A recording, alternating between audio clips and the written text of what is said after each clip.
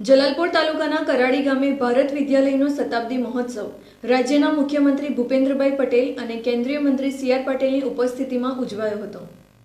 જલાલપોર તાલુકાનું કરાડી ગામ ઐતિહાસિક ગામ છે। દાંડીકૂચ વખતે મહાત્મા ગાંધી કરાડી ગામ ખાતે નિવાસ કરી અંગ્રેજી સરકારને પત્રો લખ્યા હતા। આઝાદીની ચળવળમાં કરાડી ગામનો મહત્વની ભૂમિકા રહી છે।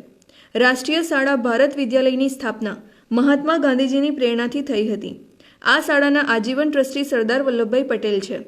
પૂર્વ વડાપ્રધાન જવાહરલાલ નહેરુ, ગુજરાતના મુખ્યમંત્રીઓ નરેન્દ્ર મોદી, આનંદીબેન પટેલ, વિજય રૂપાણી તેમજ હાલના મુખ્યમંત્રી ભૂપેન્દ્ર પટેલ પણ રાષ્ટ્રીય શાળાની વિશેષ મુલાકાત લીધી છે।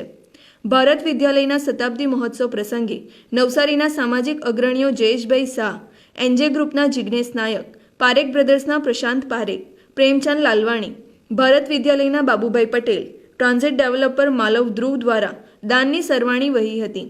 ટ્રાન્ઝિટ ગ્રુપ દ્વારા ભારત વિદ્યાલયને 31 લાખ, જય શાહ દ્વારા 11 લાખ, પ્રેમચંદ લાલવાણી 2,50,000, પ્રશાંત પારેખ 2,50,000નું દાન મળ્યું હતું। રાષ્ટ્રીય શાળા ભારત વિદ્યાલયનો શતાબ્દી મહોત્સવ રાજ્યના મુખ્યમંત્રી ભૂપેન્દ્ર પટેલ અને કેન્દ્રીય મંત્રી સી.આર. પાટીલની ઉપસ્થિતિમાં યોજાયો હતો। શતાબ્દી મહોત્સવ પ્રસંગે વિદ્યાલયના વારસા સહિતની યશગાથાને વર્ણવતા પુસ્તકનું વિમોચન કરવામાં આવ્યું હતું। શતાબ્દી મહોત્સવ પ્રસંગે ભારત વિદ્યાલયના પૂર્વ વિદ્યાર્થીઓનું અભિવાદન થયું હતું। આજનો કાર્યક્રમ હતો સ્કૂલનું શતાબ્દી વર્ષ। આમ તો સ્કૂલના 104 વર્ષ થયા, પણ 1921માં જ્યારે કોરોના બહુ હાઈ સ્કેલ પર હતો ત્યારે અમે મનાવી નહીં શક્યા, એટલે અમે આ વર્ષે મનાવી રહ્યા છીએ। સ્કૂલની ઐતિહાસિક મૂલ્ય એટલું બધું છે કે જ્યારે ગાંધી બાપુની પ્રેરણાથી આ સ્કૂલ શરૂ થયેલી ત્યારે ગામના વડીલોએ 1921માં અમદાવાદમાં ગાંધી બાપુની સભામાં ગયા હતા અને ત્યાં ગાંધી બાપુને સાંભળ્યા અને ગામમાં આવી એક સ્કૂલની શરૂઆત થઈ અને એ સ્કૂલ એક ચોતરા ફળિયા કરાડીમાં નાના મકાનમાં થઈ હતી। ત્યાર પછી અમે અહીંયા લઈ આવ્યા અમારા વડીલ લોકો અને રાષ્ટ્ર શાળા નામે પ્રસિદ્ધ થઈ। ત્યારે એક આચાર્ય મળ્યા હતા મણિભાઈ પટેલ।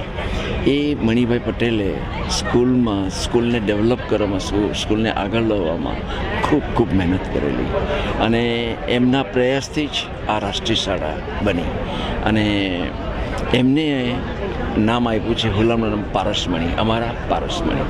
અને ત્યારબાદ અમારા ઘણા બધા શિક્ષકો વડીલોએ ખૂબ મહેનત કરી અને એ સાંસ્કૃતિક અને ઐતિહાસિક અને સ્કૂલના વારસાને લઈને અમે આગળ વધીએ છીએ અને છેલ્લા 100 વર્ષના ઇતિહાસમાં જો અમે ડોક્યુ કર્યું, મેં મિનિટ્સ ઓફ ધ મિટિંગ વાંચી, તો ત્યારે અમે જોઈ શકીએ કે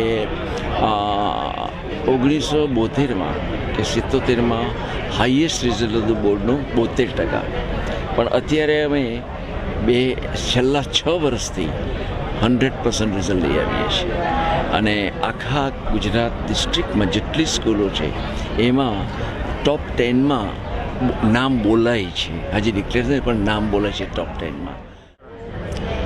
આજે હું 100 વર્ષ આપણી શાળાએ ફિનિશ કર્યા, હું વધારે ગર્વની અનુભવ કરું છું।